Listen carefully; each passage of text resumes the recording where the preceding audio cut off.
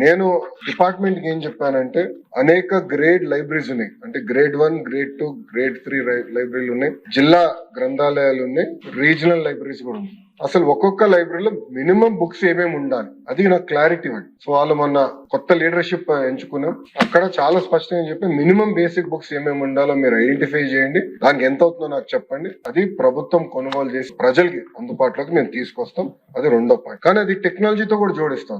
ఈ 100 రోజుల్లో already app మేము డెవలప్ చేసాం, 100 రోజులు లాంచ్ చేస్తాం.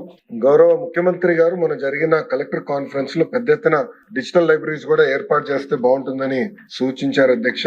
కేంద్ర ప్రభుత్వం అంటే గౌరవ ప్రధానమంత్రి గారి నాయకత్వంలో 1 నేషన్ 1 సబ్స్క్రిప్షన్ అనేది తీసుకొచ్చారు అధ్యక్ష. ఇది ప్రధానంగా యూనివర్సిటీస్ కే పెట్టారు. కేంద్ర మంత్రితో నేను చర్చించి ఇది తప్పనిసరిగా పంచాయతీ లెవెల్ వరకు తీసుకెళ్లి, ఇన్ఫాక్ట్ పొద్దునే డిస్కషన్ వార్డ్ GSWS గ్రామ సచివాలయం, వార్డ్ సచివాలయాలు ఉన్నాయి కనుక ఇన్ఫ్రాస్ట్రక్చర్ కొంతవరకు ఏర్పడింది, కానీ అక్కడ ఒక reading room, digital reading room ఏర్పాటు చేసి ఈ 1 నేషన్ 1 సబ్స్క్రిప్షన్ అనేది ఆ స్థాయికి తీసుకెళ్తే చాలా మార్పు వస్తుందని బలంగా నమ్మాం. అది కూడా చేస్తామని గౌరవ సభ్యులు తెలియజేస్తున్న అధ్యక్ష.